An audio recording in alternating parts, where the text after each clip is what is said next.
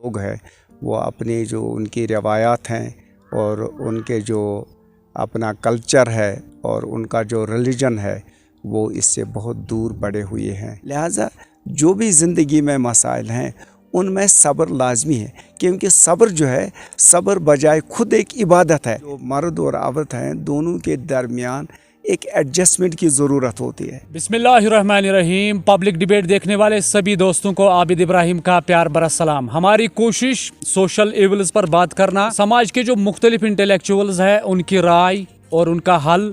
और आज जिस विषय पे हमें बात करनी है वो है डोमेस्टिक वायलेंस। घरेलू तशद्दुद क्यों होता है, घरेलू तशद्दुद की क्या वजूहात है। कश्मीर में अगर बात करेंगे, हर रोज़ घरेलू तशद्दुद हमेशा बड़े पैमाने पर फैल रहा है। लेकिन हम आपको ये भी बताएंगे कि एक बैनुल अक़वामी जरीदे में शाया होने वाले एक तहकीक के मुताबिक तकरीबन 40% से ज़्यादा कश्मीरी ख़वातीन अपने शोहरों या ससुराल वालों के हाथों जिस्मानी और नफ्सियाती तशद्दुद का शिकार होती है। लेकिन वजूहात क्या है? एक सबसे बड़ी वजह जो मैं बताऊं, जिस पर मैंने खुद सर्वे किया है, वो ये है कि बेटी को जो राइट्स मिलने चाहिए एक ख़ानदान में, जो इसके हुकूक है, उनको पामाल किया जाता है। ये बहुत बड़ी वजह है। इसी विषय में हमारे साथ बात करने के लिए कश्मीर वेलफेयर सेंटर यूनिट अपना घर के चेयरमैन मिस्टर हमीदुल्लाह हमीद साहिब है। इसके बारे में मैं आपको सिर्फ एक बात बताऊंगा। आजकल के दौर में यतीमों की सरपरस्ती करना एक बहुत बड़ी मुश्किल है, लेकिन ऐसे भी लोग हमारे समाज में हैं जो इन यतीमों की देखभाल करते हैं और इन यतीमों को तब तक परवरिश करते रहते हैं जब तक ये बड़े पोस्ट पे फाइज नहीं होते हैं। अपना घर की बात करेंगे, यहाँ से बड़े बड़े इंजीनियर्स, डॉक्टर्स निकले हैं, लेकिन कोशिश हमीदुल्लाह हमीद की है। तो इसी विषय पे आज हम बात करेंगे। सबसे पहले हम आपका अपने प्रोग्राम में खैर मकदम करते हैं, क्योंकि आपने अपना कीमती वक्त निकाला। शुक्रिया, आपका बहुत बहुत शुक्रिया आबिद साहब कि आज आपने मौका दिया है कि हम भी आपके जो व्यूअर्स हैं और कश्मीर के लोग हैं उनके सामने अपनी बात को रखें। सबसे पहले हम बात करेंगे डोमेस्टिक वायलेंस की, क्योंकि आज का उन्वान हमारा यही है। किस चीज़ को आप मानते हैं, डोमेस्टिक वायलेंस क्या है और कश्मीर में इजाफा देखने को क्यों मिलता है? बड़ी दिलखराश खबरें और वाक़ात यहाँ पर मिल रहे हैं कश्मीर में। अभी जो हाल ही में बहुत से वाक़ात ऐसे हुए, यकीनन उनसे दिल रंजीदा होता है कि कश्मीर जिसको कहते थे जन्नत बेनज़ीर और कहते थे इसको पिरवर, लैंड ऑफ सूफीज़, यहाँ तो ऐसे वाक़ात, वाहिद से वाक़ात रोनमा हुए जिनसे यकीनन एक इंसान का दिल रंजीदा होता है। और इससे यही साफ ज़ाहिर है कि यहाँ के जो लोग हैं वो अपनी जो उनकी रवायात हैं और उनके जो अपना कल्चर है और उनका जो रिलीजन है वो इससे बहुत दूर बढ़े हुए हैं और इसी वजह से ये वाक़ात रोनमा हो रहे हैं। अब देखिए, हम सब यहाँ मुसलमान हैं, तो मुसलमान जो हैं वो कुरान को पढ़ते हैं। कुरान तो अरबी लैंग्वेज में है और ऐसी बुक है जो हिदायत है और जो विजडम की किताब है, तो ये कोई रिवायत की किताब नहीं है। और जो मुसलमान हर वक्त नमाज़ पढ़ते हैं, रोज़ा रखते हैं और कुरान को दोहराते हैं अरबी में, लेकिन इसका मानी क्या है, इसका जो मीनिंग्स है और इसको वो इससे क्या फीलिंग्स फिर आती हैं, क्योंकि मुसलमान कुरान से नावाकिफ़ हैं। वो सिर्फ़ अरबी में पढ़ते हैं और उसको मुख्तलिफ़ नमाज़ में दोहराते हैं, लेकिन उसके जो मानी हैं वो उनको पता ही नहीं है, वो उससे बेखबर हैं। इस वजह से हमारी एक कोशिश है कि जो मुसलमान हैं यहाँ पर, जो हमारी नई नस्ल है, हम इनको ट्रांसलेशंस प्रोवाइड करते हैं इंग्लिश में। ज़्यादातर अब लोग जो हमारी नस्ल है वो इंग्लिश ज़्यादा जानती है और इसी को छोटे छोटे बच्चे भी अब उर्दू कश्मीरी में बात ही नहीं करते हैं। और अब ज़रूरत यह है कि उनको अंग्रेज़ी ज़बान में ही, इंग्लिश लैंग्वेज में ही कुरान को पढ़ाया जाए। और कुरान जो है वो कोई मतलब वो एक आफाकी पैगाम है। मैंने काफ़ी नॉन मुस्लिमों से भी बात की और जब वो पढ़ते हैं उन्होंने मुझे इसके बारे में बहुत अच्छे अच्छे कमेंट्स दिए हैं। लेकिन हम इस जो कुरान का जो पैगाम है, जो कुरान का पैगाम, हम खुद इससे बेखबर है। इसी वजह से हम हम अपने कल्चर से भी दूर भागे, इसी वजह से ये वाक़ात होते। देखिए एक औरत जो है, हम समझते हैं कि एक बीवी जो है तो वो सिर्फ़ एक मतलब कुछ जो उसके तमन्ना है उनको मतलब जिस्मानी तमन्ना पूरी करने के लिए, नहीं ऐसी बात नहीं है। जो एक औरत होती है, एक बीवी होती है, वो एक इंटेलेक्चुअल पार्टनर है, शरीक एक हयात हाँ जिसे नाम वो दिया एक गया। इंटेलेक्चुअल शरीक हयात भी है लेकिन इंटेलेक्चुअल पार्टनर। तो और इन्हीं दोनों से एक फिर ख़ानदान वजूद में आता है, फिर सोसाइटी बनती है, और यही दो लोग जो है यही तश्कील करते हैं अपने ख़ानदान को, और उनके अंदर जो ये रवायात देंगे और जो ये तालीमात बच्चों को देंगे, वही उससे उनकी ज़हनी तश्कील भी होगी।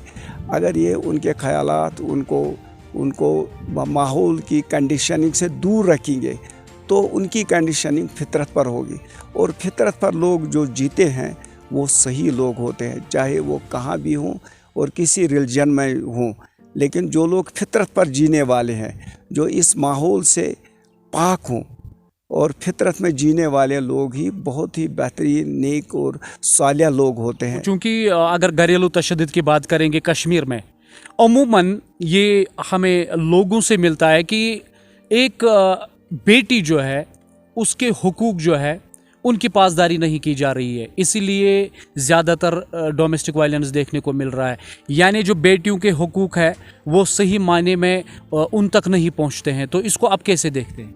सही बात है ये कि मैंने आपको बताया कि जो जहाँ के कश्मीर के मुस्लिम जो हैं वो कुरान से दूर है, इसी वजह से ऐसी चीज़ें वो समझते हैं कि अगर हम शादी करेंगे, किसी लड़की को घर में लाते हैं, वो समझते हैं शायद ये हमारी एक नौकरानी है, लेकिन ऐसा नहीं है। आप देखिए कुरान में औरतों के लिए, दूसरे रिलीजन्स में औरतों के लिए कोई हिस्सा ही मुकर्रर नहीं है, लेकिन औरतों के लिए, बेटी के लिए हिस्सा मुकर्रर है।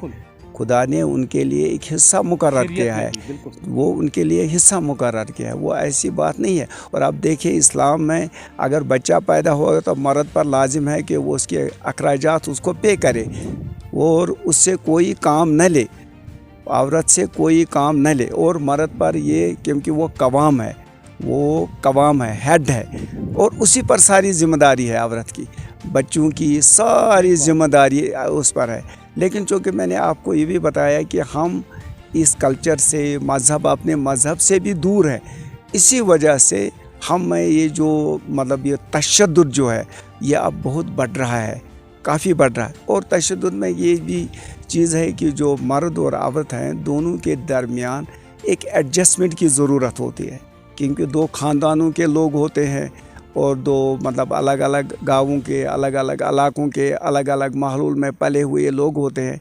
जब ये दोनों जब यकजा होते हैं, जब उनकी शादी होती है, तो इसमें मर्द और औरत दोनों को एडजस्टमेंट करनी पड़ती है, और सबसे ज़्यादा एडजस्टमेंट मुझे लगता है मर्द को करनी पड़ती है, क्योंकि औरत जो है मर्द के मुकाबले में वो ज़्यादा इमोशनल होती है, और इस लिहाज से मर्द पर ज़्यादा जिम्मेदारी है।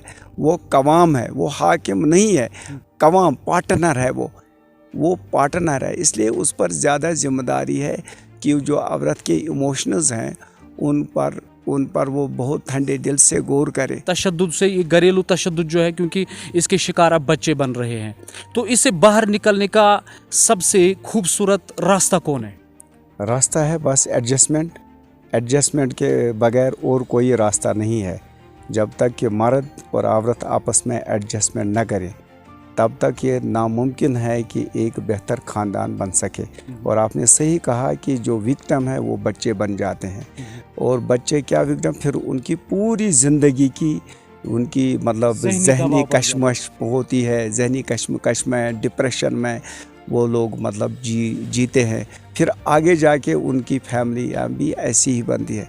लिहाजा एक ही चीज़ है इसके लिए, एडजस्टमेंट के लिए मतलब सब्र, क्योंकि कुरान में भी अल्लाह कहता है कि बेशक मैं सब्र करने वालों के साथ हूँ। जो लोग नमाज पढ़ते हैं, हज करते हैं, रोज़ा करते हैं, किसी के लिए अल्लाह ने ये नहीं कहा है कि मैं इनके साथ हूँ, लेकिन सिर्फ सब्र करने वालों के लिए कहा है इन्नल्लाह मअस-साबिरीन, बेशक, इंडीड, श्योरली मैं उनके साथ हूँ जो लोग सब्र करते हैं। लिहाजा जो भी ज़िंदगी में मसाइल हैं उनमें सब्र लाजमी है, क्योंकि सब्र जो है, सब्र बजाय खुद एक इबादत है। सब्र कोई मतलब कोई शिकस्त नहीं है, सब्र कोई शिकस्त नहीं है, बल्कि सब्र एक फ़तह है। सब्र जो है इसको हम कहते हैं कि शिकस्त है, नहीं, ये शिकस्त नहीं है, बल्कि सब्र ही फ़तह है। अब देखिए इतनी बड़ी इबादत है जिसमें खुदा कहता है मैं उन लोगों के साथ हूँ जो सब्र करते हैं।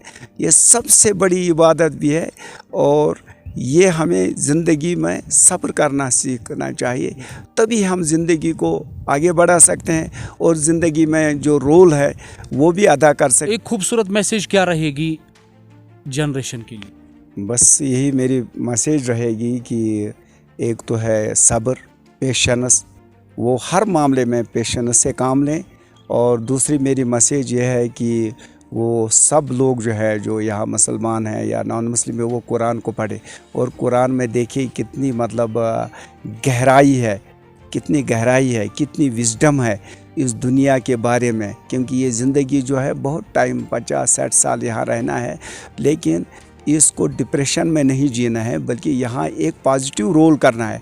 इस पॉजिटिव रोल को निभाने के लिए जो भी मुश्किलात और मसाइल सामने आएंगे उनको हम सब्र के साथ सामना करें। बहुत बहुत शुक्रिया सर। शुक्रिया, बहुत बहुत शुक्रिया। आज की जो खूबसूरत बातचीत थी ये अपना घर के चेयरमैन हमीदुल्लाह हमीद साहिब थे। तो 2-3 चीज़ों पे जोर दिया गया, लेक ऑफ मॉरल एजुकेशन। अगर हम मॉरल एजुकेशन की बात करेंगे तो हम अपने बच्चों को इससे दूर रखते हैं, अपने परिवार को दूर रखते हैं। दूसरा जो सबसे बड़ा मसला है, जब भी हर किसी ख़ानदान में ऐसे लोग पाए जाते हैं जो तुंद मिजाज होते हैं, ख़ासकर अगर वाइफ हस्बैंड की बात करेंगे तो एक दूसरे की बातों पर सब्र कर लेना, क्योंकि कुरान ने कहा है इन्नल्लाह मअ साबिरीन, मैं सब्र करने वालों के साथ हूँ। क्योंकि अगर आप सब्र नहीं करेंगे तो इसका मतलब ये हुआ कि हमारे बच्चे इसके शिकार बनेंगे। और तीसरी खूबसूरत बात, हम कुरान पाक की तिलावत करते हैं लेकिन इसके माने को समझने से कासिर रहते हैं। इसमें जो लिखा है, इसमें जो हमारे लिए खूबसूरत पैगाम है अल्लाह की तरफ से, उसको समझने में हम थोड़ा गफलत में पड़े हैं। तो अगर इन बातों पे हम गौर करेंगे तो हो सकता है कि हमें डोमेस्टिक वायलेंस के जो केसेस है उसमें काफ़ी नुमाया कमी देखने को मिलेगी। तो आगे हम इसी एपिसोड पे बात जारी रखेंगे। आपकी क्या सजेशन है आप कमेंट बॉक्स में दे सकते हैं। प्रोग्राम खूबसूरत लगा हो इसको शेयर भी कर सकते हैं आप। तो तब तक दीजिए आबिद इब्राहिम को इजाज़त। आप देखते रहिए public debate, the real voice of people. खुदा हाफिज़।